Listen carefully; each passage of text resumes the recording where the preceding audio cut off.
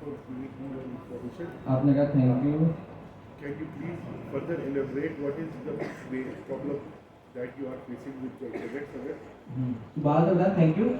For your for contacting us. for your For contacting us. Yes. Please specify your area of residence and for how long you have been facing the problem. Customer ID से area खुद ही निकालना चाहिए.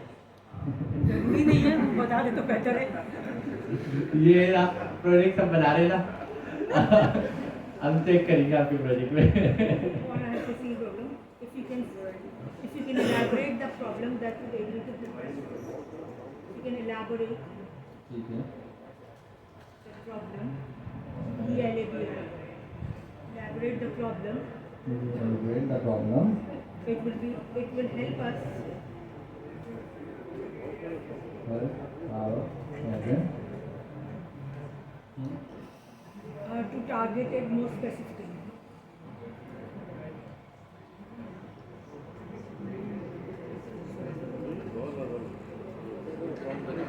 ये तो हमने एक scenario पूछा जिसमें कस्टमर का सवाल क्या होगा. अब हम इसको थोड़ा और आगे बनाते हैं. ये तो जवाब दिया हमारा किसने? फोन कॉल फोन एडेड ने या एआई ने जवाब दिया. कस्टमर का यहाँ पे क्या सवाल होगा तो ये जवाब देना चाहिए. हम फ्लो भी तो बना लेना. My internet is not working. My internet is not working. Because we lack of information है, इसमें information मांगी जाती है. अब इसमें ना दो आपके पास यूज केसेस हैं. एआई को जो आपने जवाब दिया ये आपको बढ़ाते वक्त समझ में आएंगे. अभी मैं पहले से बता रहा हूँ क्योंकि मैं बना चुका हूँ. एआई को जो आपने जवाब दिया है क्या ये जवाब स्टैटिकली कस्टमर को एज इट इज कोड करना है या ये जवाब है जो एआई को बताना है एलएलएम को और फिर वो एलएलएम से मतलब ये प्रॉम्प्ट में जवाब जाके एलएलएम को दे फिर एलएलएम से नया जवाब लाए. क्या करना है यहाँ पर? ये तो एज इट इज देंगे, इससे जो इन्फॉर्मेशन आएगी वो एलएलएम को देंगे ताकि उसके यहाँ पे एलएलएम हमको स्पेसिफाई करके चलो तो हमने बोला स्टैटिक एआई हो गई. स्टैटिक मैसेज हो गया. एआई का स्टैटिक मैसेज हो गया. service monthly हर सर्विस के अलग लाइन होती है. स्टैटिक मैसेज मतलब हमें यहाँ पे एलएलएम की जरूरत नहीं है. पहले से प्रीफिक्स मैसेज है same as it is code कर देंगे. डायनेमिक मैसेज होता तो हम उसको एलएलएम को मैसेज देते फिर वो हमें दूसरा जवाब देता. इस मैसेज के अकॉर्डिंग वो देखता है कस्टमर ने इतनी बार कही तो उतना जवाब दूँ, ज़्यादा पूछा तो उतना जवाब दूँ तो डालेंगे. लेकिन ये मैं स्टैंडर्ड फिक्स नहीं कर रहा. ये मैं एक यूज केस बना रहा हूँ. उन्होंने कहा स्टैटिक मैसेज तो मैंने स्टैटिक मैसेज कस्टमर और क्या बोल सकता था? My internet is not working के साथ भी कुछ और वाक्य बता सकता था. हो सकता है कस्टमर थोड़ा गुस्से में होता तो सब हर केस में सेम जवाब जाएगा. तो टाइम बता सकता है कि 2 दिन से बंद है या 1 दिन से बंद है. हो सकता है कस्टमर ने पहले से टाइम बता दिया तो मैं यहाँ पे दोबारा क्यों पूछूं. हो सकता है कस्टमर ने बोल दिया यार हमने कहा प्लेस स्पेसिफाई हो रही है, कस्टमर ने कॉल कर दी बता दिया मैं इस वाले एरिया से बात कर रहा हूँ, दोबारा तो नहीं पूछेंगे. हो सकता है कस्टमर ने पहले से टाइम भी बता दिया. कैसे हो सकते हैं ना. तो क्या कि मैंने स्टैटिक ही रखे डायनेमिक रखा. चलो डायनेमिक मतलब एलएलएम बीच में आ गया. ये थिंकिंग आपने बनाते वक्त करनी. अब एलएलएम को हमने एलएलएम का थोड़ी जवाब देना. हमने कहा इफ कस्टमर प्रोवाइडेड जहाँ कर सकते हैं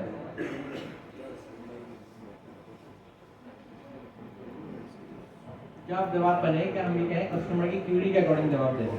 If customer provided no specific सबसे बोलेंगे पहले तो थैंकफुल थैंक्यू करो या ग्रीटिंग की जरूरत तो नहीं है.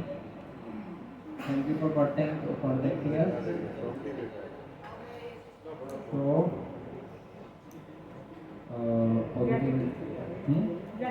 ग्रेटिट्यूड हैंड कर सकते हैं. एआई को तो अलग तरीके से बताएंगे ना. तो gratitude and ask consumer area of resident and now have been facing how long he has been facing this problem.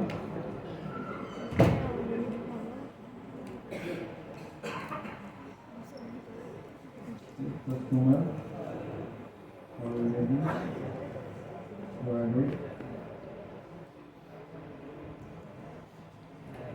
other information.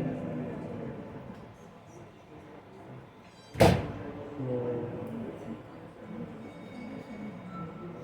consider scenario. यहाँ पर बनाना सिनेरियो, सही है। हमने कहा सिनेरियो 1, सिनेरियो 1 हो गया हमारा। सिनेरियो 1 में कस्टमर ने इंफॉर्मेशन प्रोवाइड नहीं करी, और ये हमारा हो गया सिनेरियो 2।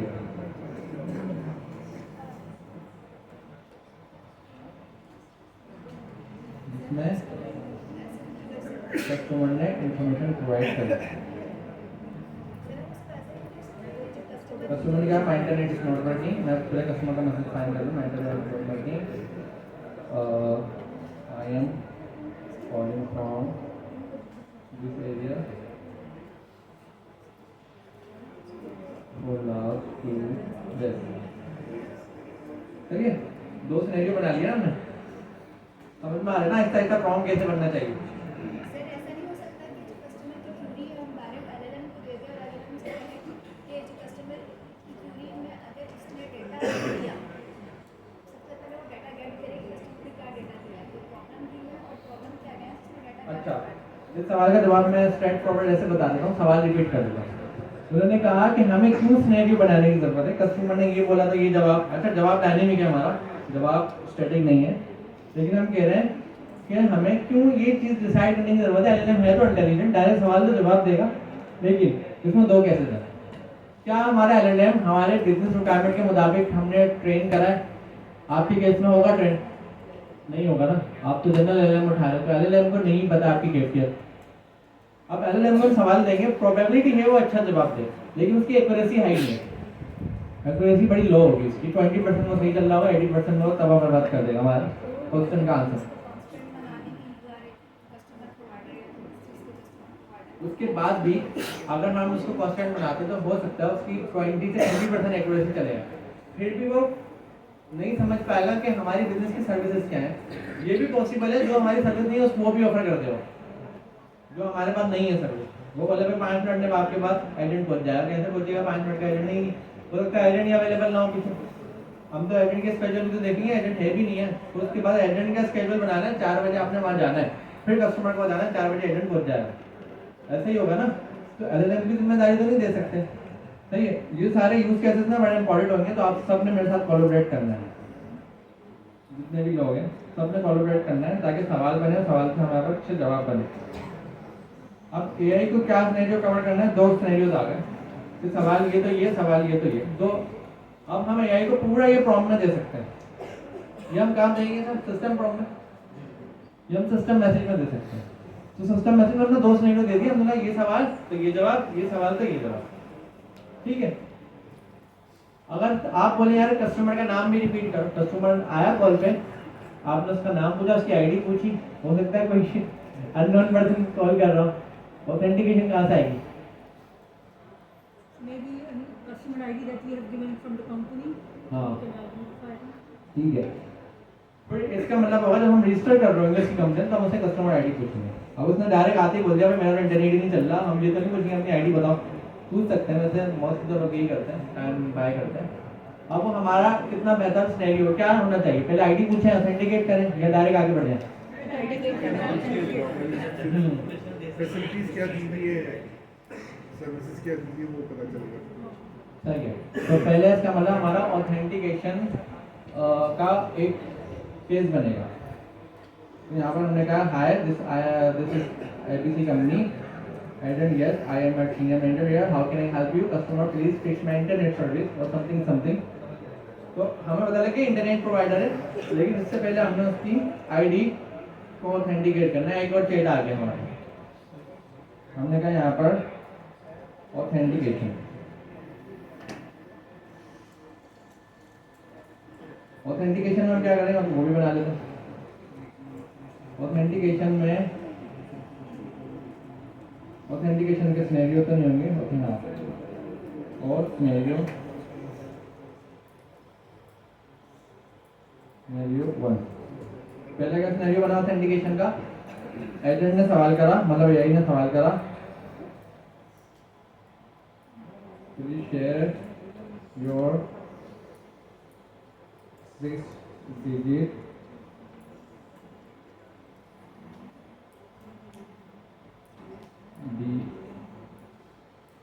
कस्टमर आईडी और जो CNIC नंबर। लेकिन अगर हमें स्मार्ट बनाना है, जिस नंबर से वो कॉल कर रहा है उस पर भी तो आईडी होगी ना। ऑथेंटिकेशन में फिर हम ये करेंगे, पहले हम वैलिडेट करेंगे, एआई को बोलेंगे फर्स्ट वैलिडेट हिज नंबर, सही है। ओटीपी मतलब नंबर ही रजिस्टर है ना उसका, तो तुम पूछे मुझसे first validate his cell number. अगर इसका सेल नंबर वैलिडेट होने कॉल टूल कॉलिंग आ जाएगी, टूल कॉलिंग हमारी एपीआई कॉल होगी, यहाँ पर टूल होगा। सर ज़रूरी तो नहीं वो रजिस्टर्ड नंबर से कॉल करेगा? हाँ ये ज़रूरी नहीं है, तो हम उसको दोनों सिनेरियो रखेंगे। टूल कॉलिंग में क्या होगा, चेक रजिस्टर्ड नंबर, ये हो गया। अगर टूल कॉलिंग का आंसर आता है ट्रू तो हम डायरेक्ट आगे बढ़ जाएंगे, और अगर आंसर आता है फॉल्स तो हम उससे पूछेंगे please share your 6-digit customer ID और योर CNIC नंबर। सही है, हम थोड़ा और आसान बना रहे हैं, ऑथेंटिकेशन और भी लगा सकते हैं, अभी लगाना नहीं चाह रहे।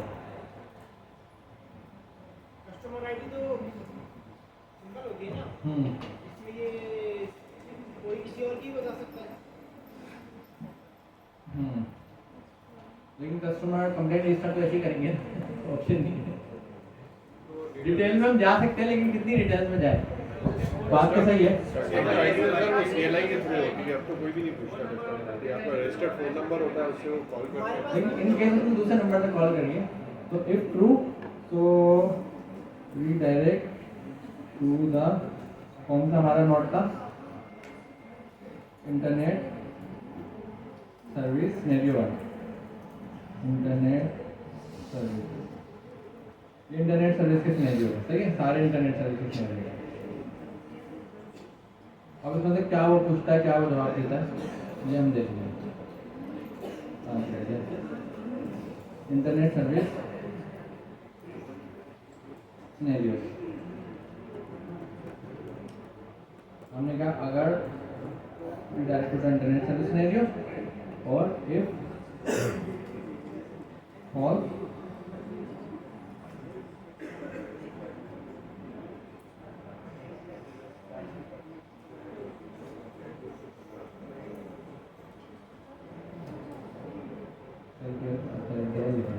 फॉल्स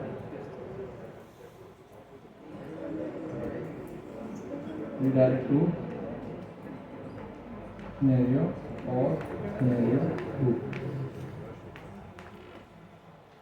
scenario 2 पे चले जाए और scenario 2 पे जाके क्या होगा, ये हम कर देते हैं और scenario 2, ऑथेंटिकेशन का scenario 2, इसमें क्या होगा, please share your you are calling from unknown number, please share your CVV customer ID or your NIC number, ठीक है।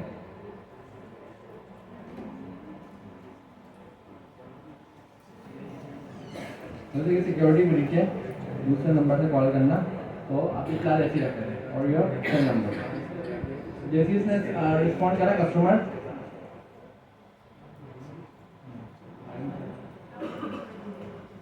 कस्टमर ने क्या जवाब दिया, कस्टमर ने कहा यस शेयरिंग समथिंग समथिंग, जो भी उसने जवाब दिया। और अगर जवाब सही दिया टूल कॉलिंग यहाँ पर भी होगी,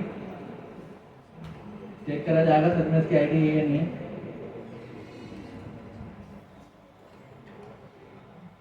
और अगर ट्रू होती है तो क्या करना है, फॉल्स होती है तो क्या करना है, फिर ये सिनेरियो चलता रहेगा जब तक हमारी सारी वैलिडेशन नहीं हो जाती। तो हमने कौन कौन सा सिनेरियो बनाया, उसका कस्टमर को हमने ऑथेंटिकेशन करी, फिर हमने सिनेरियो बनाया इंटरनेट सर्विस का कि अगर इंटरनेट की प्रॉब्लम थी, अगर उसने नहीं बताया तो हमें पूछना है, बता दिए तो ये करना है। और जैसे ही कंप्लीट हो जाता है, अब यहाँ पे भी हमें ये फिर लगाना पड़ेंगे इफ कस्टमर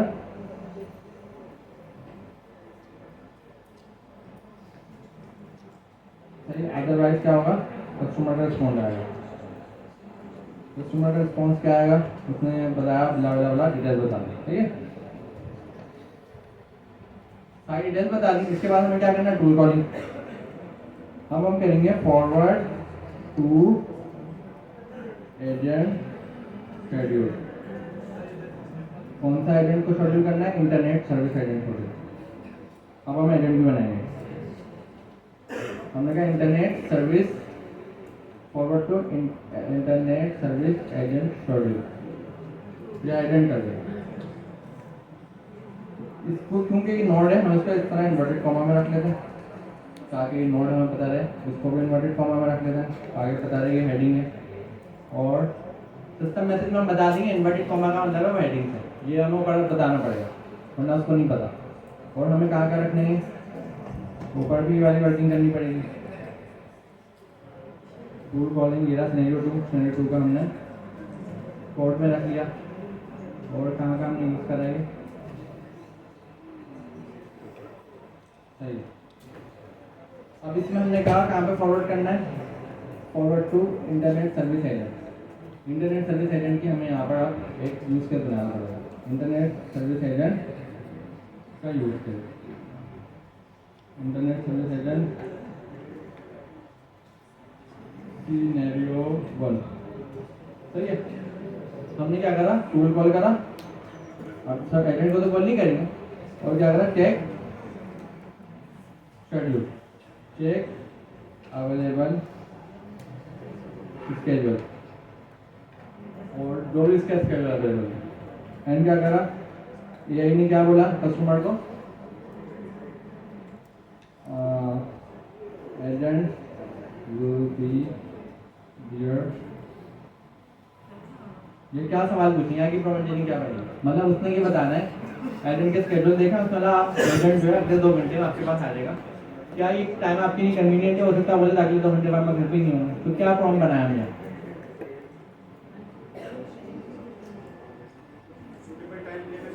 जो लोग खामोश है वो तो बोले, कुछ तो बोले।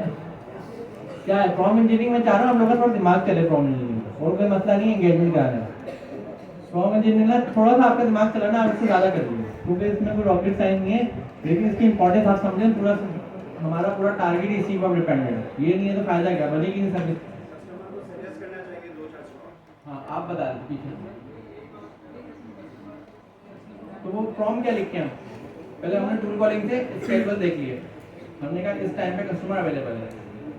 अब हम प्रॉम्प्ट क्या लिखें, What time is more convenient to you? 3 time slots दे देते हैं। पहले एक देना चाहिए, कंफ्यूज ना हो। बोला हम कहें 2 घंटे बाद एजेंट आ जाए, टाइम आपके लिए कन्वीनियंट है, क्या बोलता नहीं कोई और टाइम बताएं, तो बोलेंगे आपके नहीं कन्वीनियंट है, वो कहेगा शाम में अवेलेबल हूँ, फिर वो दोबारा नहीं चेक करेगा शाम वाले अवेलेबल है या नहीं, ये करना चाहिए। तो present our agent will be available today at 2 PM. Please this time workforce क्या पूछें, क्या बनाएगा, Is this time suitable Are you for you? convenient? suitable for you। अब सपोज करें सिनेरियो आप यहाँ पे बनेंगे, सिनेरियो अभी हम नहीं बना रहे, जब हम शॉर्ट करते हैं उसको डिवाइड कर लेते हैं। हम कहते हैं एजेंट ने कहा, मतलब कस्टमर ने कहा यस।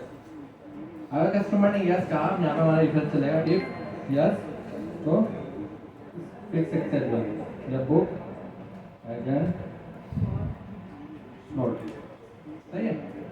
और इफ नो, यस और नो का जवाब आएगा यहाँ पे, प्लीज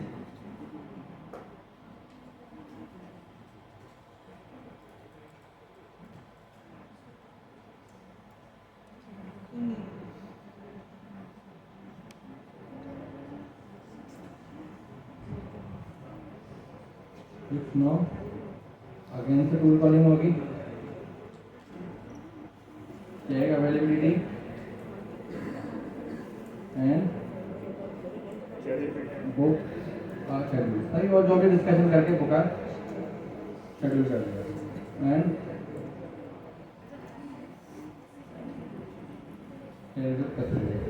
तो हमने देखा हम दो टाइप के प्रॉम्प्ट लिखेंगे।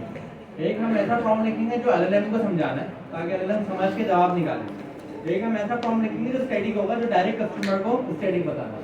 जैसे कि अगर सलाम करता है, सलाम का जवाब तो स्टैटिक है, ठीक है। तो अगर हम ऊपर से आते हैं हम ग्रीटिंग का भी एक बना देते हैं, जो नहीं बनाया बनाना चाहिए। ग्रीटिंग ग्रीटिंग नोट में क्या कहा हमने, कस्टमर ने हाई करा, सलाम वालेकुम करा, हमने कहा भाई वालेकुम सलाम। अगर कोई दिन चल रहा है अच्छा तो मुबारकबाद दे दी, फ्राइडे, हैप्पी फ्राइडे। कोई भी हमने सपोज कर लिया, ग्रीटिंग नोट हो गई। अगर उसने सलाम करा ही नहीं है तो ग्रीटिंग फिर उसको कोशिश करी सलाम करने की, डायरेक्ट उससे मुंह पर डाले। हाँ, हमारे पास रिकॉर्डेड मैसेज भी होता है, अपनी होता है ना, कस्टमर सर्विस को कॉल करते हैं, रिकॉर्डेड मैसेज बताते हैं, thank you for calling to this network something something. तुम्हारी फ्री रिकॉर्ड, उसको हम क्या बोलते हैं, उसका नाम होता है अच्छा सा एक बड़ा, मुझे नाम याद है, टैगलाइन लगता है, फिलहाल नाम में टैगलाइन फ्री स्टैटिक। एक स्टैटिक फॉर्म बता दी, thank you for calling to this network. और उसके बाद जैसे एजेंट समझाते, एआई ने कॉल उठाई, एजेंट को उठाया, एआई ने वालेकुम सलाम हैप्पी फ्राइडे का। यहाँ पे आप इसके भी नोट बना सकते हैं। तो उसमें हाउ आर यू पूछा तो ये नहीं डायरेक्ट पूछो प्रॉब्लम क्या है वो बताओ, हाउ आर यू का जवाब देना है, हाँ भी मैं बोल रहा हूँ आपका क्या हाल है। तो पूरा ये हमने ग्रीटिंग नोट बनाया। ग्रीटिंग नोट के बाद हमने प्रॉब्लम पूछी, प्रॉब्लम जब समझ में आई सिनेरियो के साथ साथ हमने उसको ऑथेंटिकेट करा, ऑथेंटिकेट करके प्रॉब्लम का टारगेट करा और उसको हमने काम कर दिया। फिर हमें क्या करना है, अब हमें एक, अब इसमें ना और हम डिटेल जा सकते हैं। अभी हमने स्केड्यूल बुक करा है, स्केड्यूल बुक करने के बाद हमने क्या करा, टूल कॉलिंग में और टारगेट मॉस स्पेसिफिसिटी, सही है, चेक अवेलेबिलिटी एंड शेयर। उसके बाद जो है अगेन से टूल कॉलिंग हुई, हमने क्या करा, मैसेज करा, किसको करा, message send to customer and agent, दोनों को मैसेज कर दिया भाई। एजेंट को एक मैसेज करा कि आपका इस टाइम पे यहाँ पर स्लॉट है, इनके तो कैलेंडर नहीं देखा अपना, एजेंट को मैसेज करा आपके इस टाइम पे यहाँ स्लॉट है, कस्टमर को मैसेज करा इस टाइम पे याद है, कंफर्मेशन। कॉल पे वो बता चुका लेकिन कंफर्मेशन मैसेज आता है, ठीक है। यहाँ पर हम कर देते हैं कंफर्मेशन।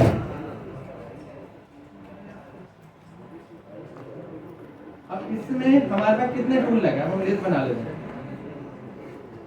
हम एक छोटी सी लिस्ट बना लेते हैं, लिस्ट ऑफ टूल। लास्ट में बनाए, कहाँ बनाए, लास्ट में बनाए, ताकि पता तो रहे टूल कौन सा कॉल हो रहा है। टूल के भी नाम रख देते हैं, लिस्ट ऑफ टूल। पहला टूल कौन सा कॉल हो रहा है, कैलेंडर का। ग्रीटिंग टूल थोड़ी है, टूल मतलब external function, external service. Calendar Google calendar हो गया, गूगल कैलेंडर के अलावा दूसरा टूल कौन सा कॉल हो रहा है, कॉलर। चले कॉलर का मैं हटा दें क्योंकि आपने पढ़ा हुआ नहीं ना, आप तो मैसेज पे काम कर रहे हैं, आप तो कॉल तो नहीं है किसी के पास। गूगल कैलेंडर क्योंकि स्केड्यूल देखे थे, और क्या क्या था, कस्टमर की ऑथेंटिकेशन चेक करेगी। तो हमारे पास कोई एपीआई कॉल होगी, एपीआई ऑथ एपीआई, कोई भी आप ऑथ एपीआई, इसमें बस ये होगा आप नंबर देंगे और वो आप बताएगा नंबर सही है गलत, सही है तो आ जाएगा, गलत है तो गलत आ जाएगा। और क्या करना है हमें कैलेंडर की यूजर्स में, और मैसेज जो सेंड हो रहा है लास्ट में, एजेंट अवेलेबिलिटी को चेक करना, वो कैलेंडर में आ गया ना, डेटाबेस, वो कैलेंडर से देखना। डायरेक्ट कैलेंडर में हम जाते हैं, क्योंकि कैलेंडर में लाइव अपडेट होती थी ना। अभी फिलहाल आप अपना कैलेंडर लगाते हैं शुरू में, कस्टमर आईडी वो तो आ गई ना, और देखिए हमने कोई और देखिए बनाई, उसको हमने डेटा दिया, उसने कस्टमर आईडी दे दी। कस्टमर आईडी हमारे पास है एक वेरिएबल में, वेरिएबल कितने हो गए, वेरिएबल में हमारे पास क्या है, कस्टमर आईडी। क्यों कस्टमर आईडी हमारे काम की है ना, इसको हमें रखना है, पता चले कौन से कस्टमर ने हमें कॉल करी। वेरिएबल में कस्टमर आईडी हो गई और ऑथ एपीआई कॉल हो गई, मैसेज सेंड मैसेज एपीआई हो गई। LLM itself हो गया। चलो LLM तो मेरा मापा, LLM तो हर नोड पे जा रहा है, मैं एक्सटर्नल टूल देगा। इसका नाम कर रहा हूँ डेस्कटॉप थर्ड पार्टी नहीं, एक्सटर्नल टूल्स कर लेते हैं। अभी फिलहाल 3 ही है। एक और चीज़ चाहिए होगी, वो होगी फिलहाल हमारी कंप्लेन का रजिस्टर, जिसको हम बोलते हैं टिकट। किसी ने टिकट कोई प्लेटफॉर्म यूज़ कर रहा है, कौन सा प्लेटफॉर्म ऐसा एप्लीकेशन हम यूज़ कर सकते हैं टिकट जनरेट का? पता है किसी को? कोई फ्री प्लेटफॉर्म हम यूज़ कर लें टिकट जनरेट कर लें? नहीं पता? चलो एक बार Google sheet with ticket generate की नहीं चलेगा। गूगल शीट में होगी, मैं बताया क्यों जनरेट होगी गूगल शीट की, क्या जरूरत है? कंप्लेन जो आई है उसको रजिस्टर तो करेंगे ना कि कंप्लेन यहाँ से आई है, ताकि बाद में उसका फॉलोअप करा जाए कि रिजॉल्व हो ही नहीं हुई। तो इसका मतलब यहाँ पर जब मैंने इसको सारा करा तो मैं इसको क्या करूँगा, कंफर्मेशन मैसेज में क्या भेजूँगा, send complain ID to customer and agent, और साथ साथ क्या होगा, एंट्री इन गूगल शीट में एंट्री भी कर दी, एड कंप्लेन ID,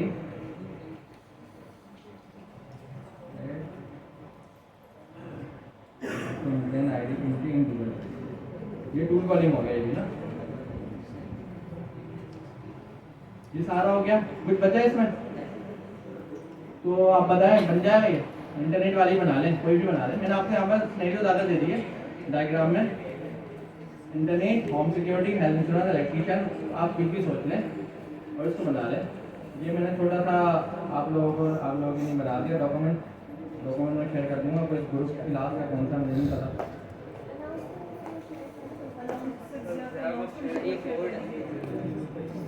असल में और भी स्टूडेंट है ना, वो कंफ्यूज हो जाएंगे क्या चल रहा है।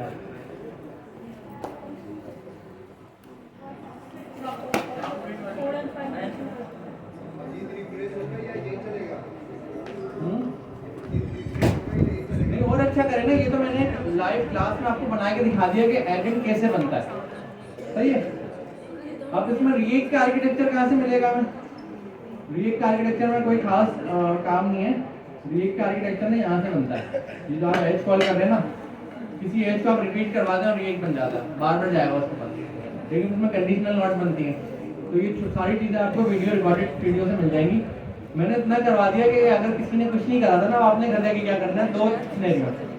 एक वो स्टूडेंट जिसको समझ ही नहीं आ रहा था, जब भी हमने इतना बेसिक पढ़ाया तो उसको समझ आया, तो उसको ये वीडियो देखनी है शुरू की 4, उसके बाद 4 हो, सही है। वो स्टूडेंट जिसको सारी बात समझ आ रही थी, इसमें डायरेक्ट जाके निकाल दोगे चेयर के और बनाते वक्त रिएक्ट का आर्किटेक्चर यूज होगा। रिएक्ट का आर्किटेक्चर में क्या होता है, एक नोट नीचे आती है, दोबारा पुराने वाले नोट को पढ़ करते हैं। जब तक काम पूरा नहीं होता वापस में एक दूसरे को कॉल करते रहते हैं, काम पूरा होता है वो एंड पे आ जाता है, तो उसमें कंडीशनल नोट लगती है। रिएक्ट का आर्किटेक्चर हमारे पास आ गया। और हमारे पास क्या क्या पैसेज है, हमारे पास रिएक्ट का आर्किटेक्चर है, प्रॉब्लम इंजीनियरिंग पे बात हो गई, टूल कॉलिंग पे बात हो गई, शॉर्ट टर्म मेमोरी पे बात हो गई, चारों चीज़ों पे बात हो चुकी है। रिएक्ट का आर्किटेक्चर करके नहीं दिखाया मैंने, लेकिन इतना रॉकेट साइंस नहीं है। अब मुझे ये बताएं कि अगर डेडलाइन हमारी सेट हो रही है 16 दिसंबर को, ये प्रोजेक्ट कंप्लीट होगा?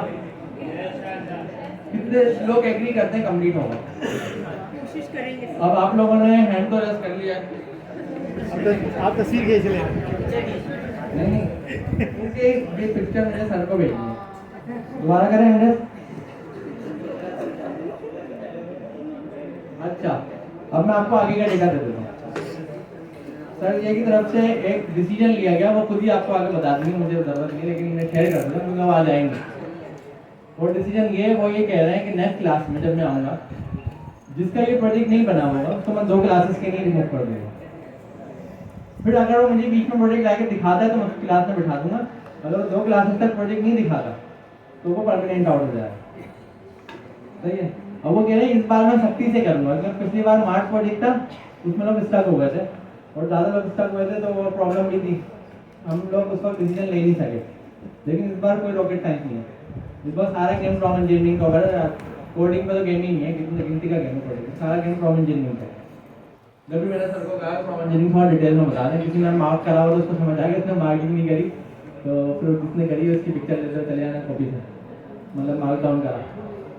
अब अगर आप नेक्स्ट क्लास में आते हैं और ये सिंपल सा प्रोजेक्ट बना हुआ होता है तो बिल्कुल वेलकम, नहीं बना हुआ होता तो सर और आप, मेरा कुछ नहीं है, मैं तो कुछ नहीं कह रहा, लेकिन सर का ये मैसेज था, मैंने स्ट्रेट फॉरवर्ड आपको बता दिया। अब होपफुली इसमें कोई सवाल है तो पूछने आप, क्या सवाल है? अच्छा, इसका फायदा हुआ जो अभी आपने डॉक्यूमेंट बनाया, इससे कुछ माइंड क्लियर हुआ है? कितने लोग कह रहे हैं डॉक्यूमेंट से फायदा हुआ है? ये वाले डॉक्यूमेंट मतलब आप लोगों को क्लियर हुआ है कि कैसे एजेंट बन सकता है।